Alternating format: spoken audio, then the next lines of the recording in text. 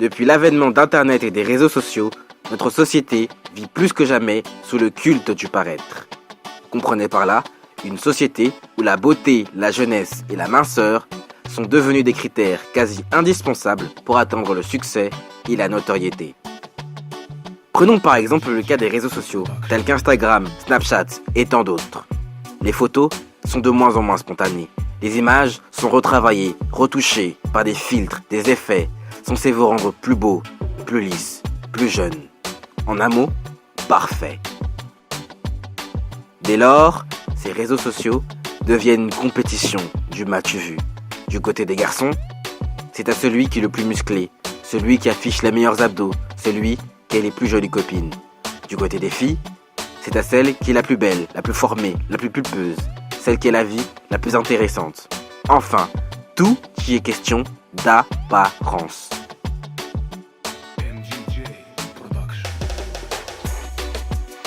Sans que vous le sachiez, ces réseaux sociaux dictent une norme à laquelle il vous faut adhérer pour être à la page. En conséquence, les personnes les plus vulnérables qui ne rentrent pas dans ces normes tendent à se sentir lésées, complexées et cherchent, sans se rendre compte, à imiter les blogueurs qu'elles suivent.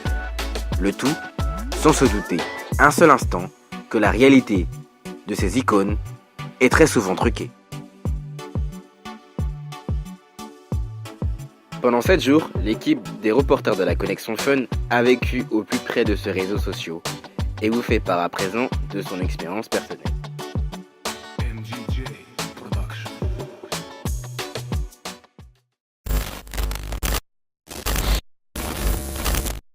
On a voulu en fait durant cette semaine tester véritablement si Instagram et Snapchat influençaient notre mode de vie.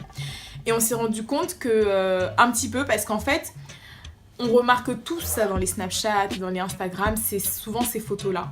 Les photos de plats, par exemple. On voit souvent des plats genre de salade, on voit des plats de quoi? De choses bio. En fait, souvent des choses très jolies, très épurées, très belles à regarder, avec vraiment des filtres qui rendent en fait cette nourriture agréable à regarder. Mais généralement... Bon, je dirais pas que c'est pas la vérité, mais les gens ne mangent pas tout le temps en fait ce qu'ils montrent. Et souvent, par exemple, j'ai jamais vu, moi par exemple, sur Instagram ou sur Snapchat, des gens qui montraient des photos vraiment de plats, je sais pas, des plats de couscous ou des vrais plats de foufou, des choses comme ça en fait. On voit souvent des choses juste salade, choses bio. Bref. Deuxième chose qu'on a remarqué durant cette investigation, c'est que les photos que nous montrons tous, je vais pas dire qu'elles sont pas toute la réalité, mais généralement les photos qu'on montre, elles sont un petit peu calculées. Pourquoi je dis ça? Parce qu'en fait, quand on poste une photo sur Instagram ou sur Snapchat, alors sur Instagram, soit on est super bien habillé, super bien coiffé. En fait, on est au top du top quand on monte cette photo-là. Ou alors, quand c'est sur Snapchat, même si par exemple on n'est pas maquillé ou que voilà, notre tête elle ressemble à rien, on va faire quoi? On va mettre un filtre. On va mettre surtout en plus le filtre là avec la fleur parce que ça c'est le filtre, franchement, si... Bon, faut vraiment être vilain pour ne pas ressembler à quelque chose avec ce filtre. Parce qu'en fait, ce filtre là, il embellit, il lisse la peau, enfin il rend la personne complètement différente. Et sur Instagram, elles sont très calculées, mais on voit jamais, par exemple, ou alors quand on voit ça, c'est... c'est calculé. Pourquoi? Parce qu'en fait, on voit jamais, par exemple, la personne qui, je sais pas, en pyjama, va prendre une photo. Non, on voit tout le temps, elle est sapée comme pas possible et elle se prend en photo et elle montre ça, en fait, sur les réseaux sociaux.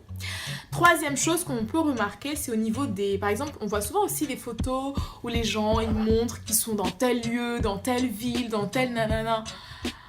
Mais on montre jamais, par exemple, imagine que t'habites, je sais pas moi, dans une cité, tu vas jamais prendre en photo ta tour ou ta cité ou le goudron, enfin des photos comme ça en fait. On voit souvent des photos tout le temps en fait, dans tout ce qu'on va prendre en photo ou véhiculer, on va tout le temps montrer quelque chose waouh.